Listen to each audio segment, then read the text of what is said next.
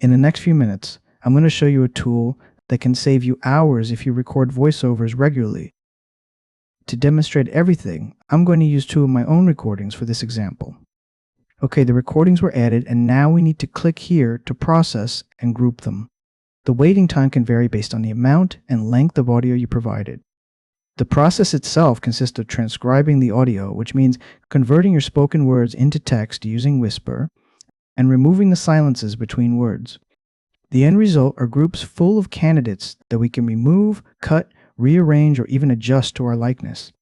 Let me show you how you can work with it. Clicking the play button will play the line out loud for you. You didn't like the line? No problem. You can quickly and easily remove it from the group, or even remove the entire group altogether. Now let's say you like the third line, but not the words. Here are two top reasons. And the second line actually had those words you would like to use instead. What you want to do in this case is select the word here, and while holding Shift, click on Reasons. This quick shortcut will select everything you didn't like, and after that, click Delete to remove it. I'm going to do a similar thing inside the second line. Now I'm going to rearrange them by clicking and holding the left mouse button, then dragging them into the right position. As you can see, we have a bit of an issue. We have a line with a hole in the middle. If we would export it right now, the first and second line will be read one after another, which is not what we wanted.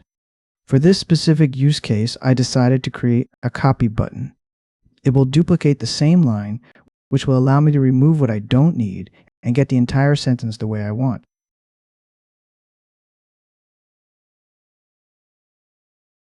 Okay, great. Now I'm going to clean up this entire group by removing what we don't need, and let's tackle the next possible issue. Very often you might encounter a situation where the line starts or ends too late, too early, or it can even cut a word mid-saying very abruptly. I was trying to find an automatic fix for it, but unfortunately this was not possible.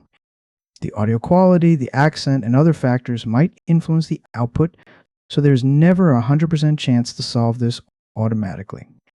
I needed a neutral solution, so I decided to create two separate adjustment buttons, one for the start and one for the end of the line. For example, if you would play the second line, you would hear that the audio says, "Here are two top re." It doesn't say the entire word.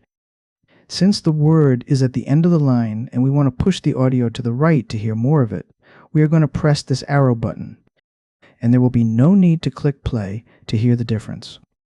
Each time you press to extend or shorten, it will speak the entire sentence out loud with the correction already included. Since group 1 is fully done, we can mark it as green.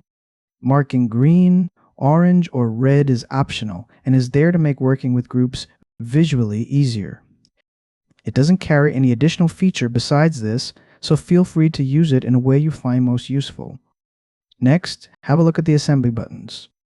The one at the top is going to add all groups to the final assembly. The assembly button inside a specific group, which I'm going to click right now, is only going to send that group to the final assembly. Think of it this way.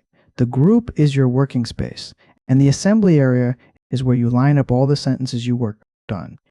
Only the ones that were added to the assembly are going to be combined together and exported.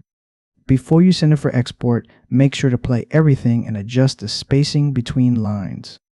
This is another small adjustment that was very needed and works together nicely with the rest. Lastly, let's have a look at the export file. The final export is a zip file because it consists of two files, a WAV and an SRT. The WAV is your playable audio, and the SRT contains the captions with exact timestamps. Since it's based on the same transcription you just worked with, it's already accurate, which can be handy if auto-generated captions mishear your words, or if your editor doesn't have caption generation built in. That's the full workflow, from dropping in your raw recordings to exporting a clean, ready-to-use voiceover. If you want to try it out yourself, here's how to install it. In the description of this video, you'll find a link to a GitHub repository. Open the link, click the code button, and select Download ZIP. Don't close the website yet. Scroll down a bit and copy the command that matches the machine you're using. I'm on a MacBook, so I'm going to copy the first one. The next step is opening your terminal and using Command+V to paste the line you copied.